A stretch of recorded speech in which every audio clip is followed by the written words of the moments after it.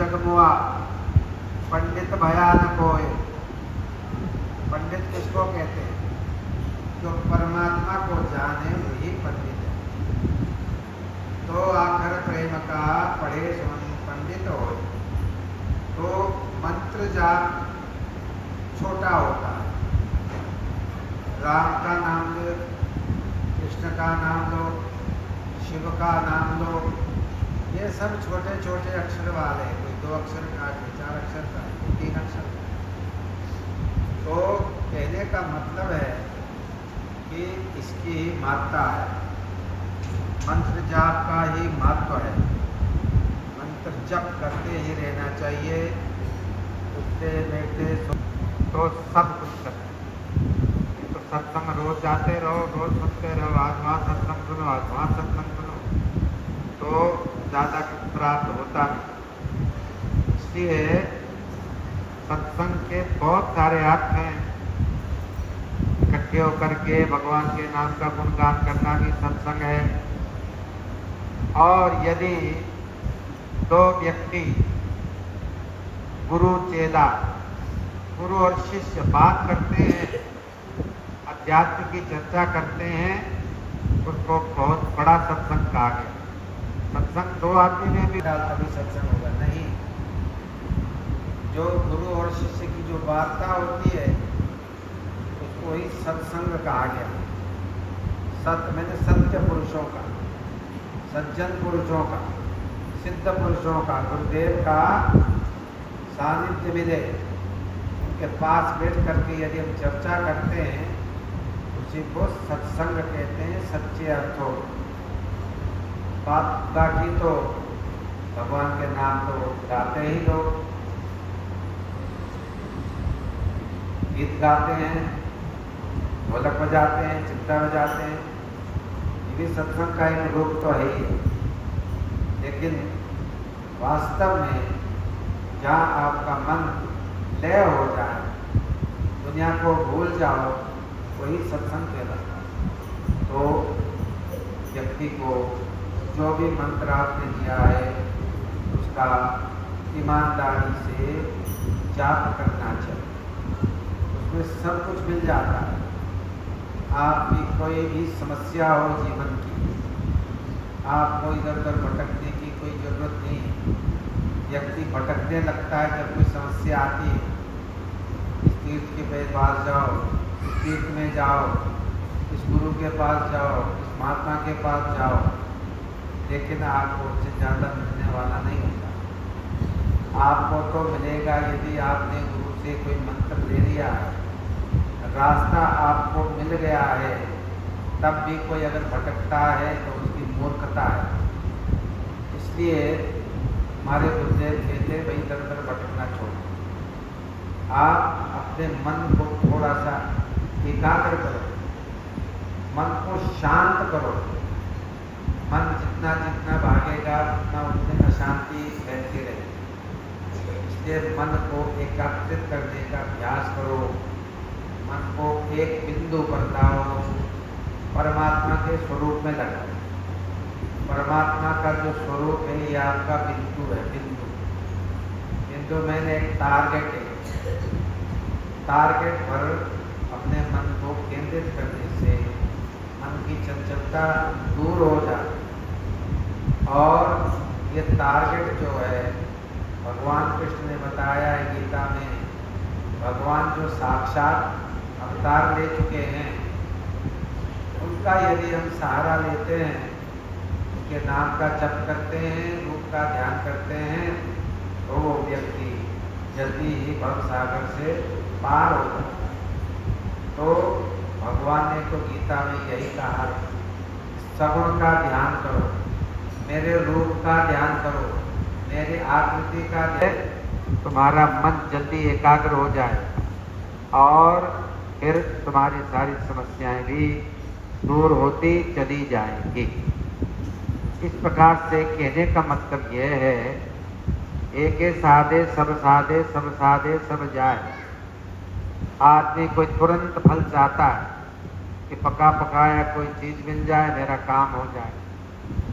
काम तो, इच्छा तो भगवान भी आपकी पूर्ता कर सकते हैं, लेकिन मनुष्य की इच्छाओं का कोई अंत नहीं होता है। इच्छाएं बहुत होती हैं, लेकिन वो इच्छाएं तब पूर्ण होती हैं भगवान के नाम पे सहारा लेने से आपकी इच्छाएं कम होती चली जाए। सांसारिक इच्छा होती है मानव की, धन की, पद की, और जितने भी इच्छाएं होती, कई प्रकार की इच्छाएं होती। शास्त्रों में 3 प्रकार की इच्छा बताई। एक कहते हैं लोकेशना। लोकेशना का मतलब होता है पद की, मेरा पद मिल जाए मुझे, है ना, मेरी प्रसिद्धि हो जाए, मेरा नाम लोग जान जाए। कोई आदमी होता है वो कहता मेरा नाम सब जानने लगे, इसको कहते हैं लोकेशना। मैंने आप अपने को चमकाना चाहते हैं। चमकाने की जो आपकी इच्छा है, ये आपकी इच्छा है। और यदि आप चमक गए, नाम आ गया, ठीक है, आपको तसल्ली होती है, लेकिन उससे होता क्या है? कुछ भी नहीं होता। आज कोई मिनिस्टर है, आज कोई नेता है, तो कुछ दिन के बाद लोग भूल जाते हैं, तो दूसरा कोई आ जाता है, उसे कोई याद रखते हैं। इसी प्रकार से जो लोकेशना है, ये भी एक समय पर इसका कोई मतलब नहीं होता। आपकी पद, आपका नाम, आपकी महिमा, आपकी गरिमा, लौकिक जो गरिमा है वो धूमिल हो जाती है समय आने। इसको कहते हैं लोकेशन। दूसरा होता है वित्तेषणा, धन की इच्छा। किसी भी प्रकार से धन मुझे मिल जाए, चाहे झूठी से, चाहे ठगी से, चाहे चोरी से, चाहे धोखा दे करके, चाहे अपनी मेहनत से, चाहे कैसे भी हो, व्यक्ति धन की इच्छा करता है, धन चाहता है, उसको कहते हैं वित्तेषणा। और तीसरा होता है पुत्रेषणा। आपको पुत्र चाहिए, पौत्र चाहिए, कुटुंब चाहिए, बड़ा परिवार चाहिए। क्यों? आपने कहा इतनी मेहनत मैंने की है, मैं तो मर जाऊंगा, इसका उपयोग कौन करेगा?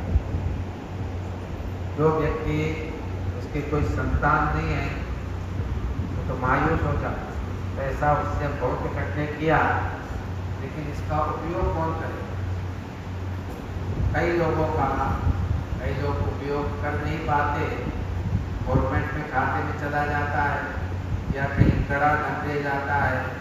कहने का मतलब इतने मेहनत करने के बाद भी उसको कोई उसका फायदा नहीं, इस दुनिया में उसका कोई फायदा उसको मिला ही नहीं। इस प्रकार से ये वित्तेषणा, पैसे की इच्छा। तो यदि हम भगवान का चिंतन करते हैं तो हमारे तीनों प्रकार की इच्छाएं समाप्त हो जाती। जब आप भजन करते हो, भजन करना तभी सार्थक है जब आपकी इच्छाएं कम होती चले जाए। जब आपकी इच्छाएं कम होती चले जाएं तो सोचो आप मेरा भजन करना सार्थक है। यदि आपकी इच्छाएं बलवती होती रहें और इच्छाएं बढ़ती रहें तो सोचो अभी मेरे भजन में कोई कमी। इसलिए भजन करने का फल ये होता है कि हमारी इच्छाएं कम होती चली, जितनी हमें आवश्यकता है उतना भगवान दे दे। आप एक छोटा सा मकान दे दे, आजीविका के लिए कोई छोटी सी नौकरी मिल जाए, और मकान, है ना, रोटी कपड़ा और मकान, 3 आपके मूल आवश्यकता है। बेयर नेसेसिटीज कहते हैं इसको अंग्रेजी में, बेयर नेसेसिटी। ये आपकी अति आवश्यक चीज़ है। आपको रोटी चाहिए पेट भरने के लिए, तन ढकने को कपड़ा चाहिए, और रहने को मकान चाहिए।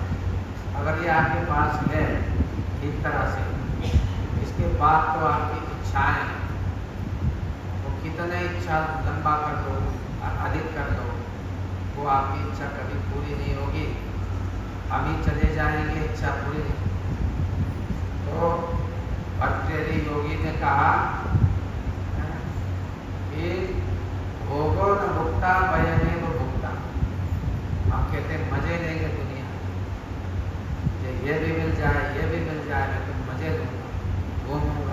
सोऊंगा, खाऊंगा, ओढ़ूंगा, पहनूंगा, ये संसारिक भोग। तो भर्तृहरि कहते जीवन तो बहुत छोटा है, भोगो न मुक्ता। हमने सोचा हम तो संसार का भोग भोगेंगे, लेकिन भर्तृहरि जी कहते नहीं, तुमसे भोगा ही नहीं है। तुमने भोगो तो क्या भोगना था, भोगो नहीं, तुम्हें भोग दिया। ज़्यादा आप किसी भी खाने पीने का ओवर करेंगे, ओवर ईटिंग करेंगे तो आपका शरीर खराब हो जाएगा।